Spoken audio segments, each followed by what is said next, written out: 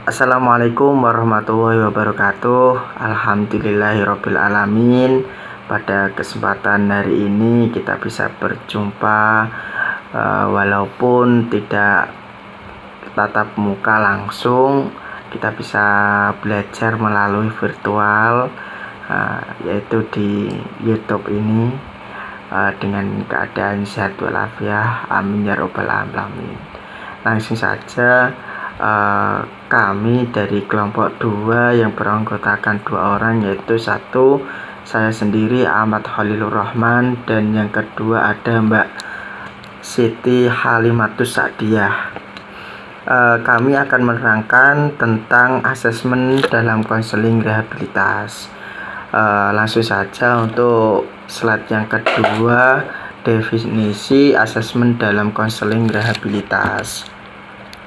Konseling rehabilitas yaitu proses sistematis yang membantu menyandang kecacatan fisik, mental, perkembangan kognitif, dan emosi untuk mencapai tujuan personal, karir, dan kehidupan mandiri dalam setting yang seintegritasi mungkin melalui penerapan proses konseling.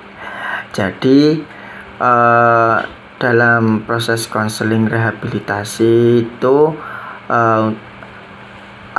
menerapkan proses konseling untuk membantu individu penyandang cacat dalam beradaptasi dengan lingkungan dan membantu lingkungan dalam mengakomodasi kebutuhan individu agar dapat mencapai tujuan personal, vokasional, dan kehidupan mandiri, dan mampu beradaptasi penuh dalam segala aspek kehidupan masyarakat.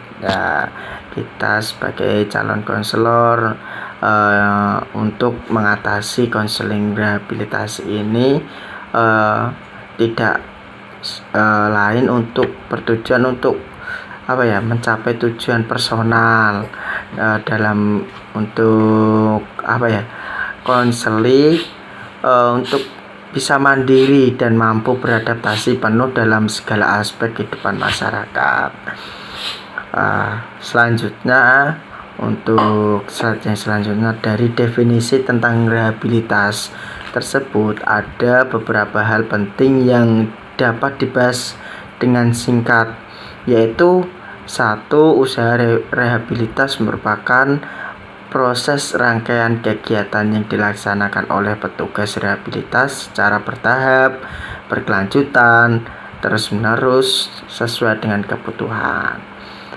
Yang kedua, sifat kegiatan yang dilakukan oleh petugas rehabilitas berupa bantuan. Dengan pengertian, setiap usaha rehabilitas harus selalu berorientasi pada pemberian kesempatan kepada peserta didik atau klien, atau bisa juga pada konseling. Yang ketiga, arah kegiatan rehabilitas ini adalah fungsionalisasi dan pengembangan. Fungsionalisasi? Dalam fungsionalisasi di sini dimaksud bahwa rehabilitas lebih diarahkan pada pengembalian fungsi dari kemampuan konseling. Terima kasih. Untuk selanjutnya yang slide keempat dan kelima bisa dilanjutkan oleh Mbak Dia nanti, dan simak secara seksama ya teman-teman, biar bisa paham, bisa dimengerti, agar bermanfaat dan barokah bagi kita semua. Dari saya sekian. Wassalamualaikum warahmatullahi wabarakatuh. Assalamualaikum warahmatullahi wabarakatuh. Nama saya Siti Halimatus Sa'diyah, NIM 18401100095. Yang pertama, di sini saya akan menjelaskan pelaksanaan asesmen dalam konseling rehabilitas. Pada konseling rehabilitas, asesmen awal yaitu asesmen yang dilakukan pada saat klien berada pada tahap awal rehabilitas, yang umumnya dilakukan pada 2-4 minggu pertama. Asesmen pada umumnya dapat diselesaikan dalam waktu 2-3 minggu pertemuan. Pada beberapa pasien dengan kondisi fisik baik dan sikap yang kooperatif, dan dilanjutkan dengan asesmen lanjutan. Asesmen bagi klien yang tidak hanya dilakukan pada saat masuk program pelaksanaan konseling rehabilitas, namun perlu diulang pada kurun waktu selama dia berada dalam program dan ketika yang bersangkutan selesai mengikuti program. Yang kedua, skema asesmen dalam konseling rehabilitas. Dalam konseling rehabilitas yang mencakup tentang konsep hakikat holistik manusia, tercapainya tujuan rehabilitas, kesehatan dan kebugaran, tanggung jawab diri, keunikan individu dan kesamaan kesempatan. Di sini, hakikat holistik yaitu upaya rehabilitas untuk individu secara holistik dalam konteks ekologinya yang bukan hanya keterbatasan-keterbatasan fungsional akibat ketunaannya. Tujuan utamanya rehabilitas yaitu untuk membantu penyandang ketunaan dalam mencapai kemandirian optimal secara fisik, mental, sosial, vokasional, dan ekonomi sesuai dengan kemampuannya.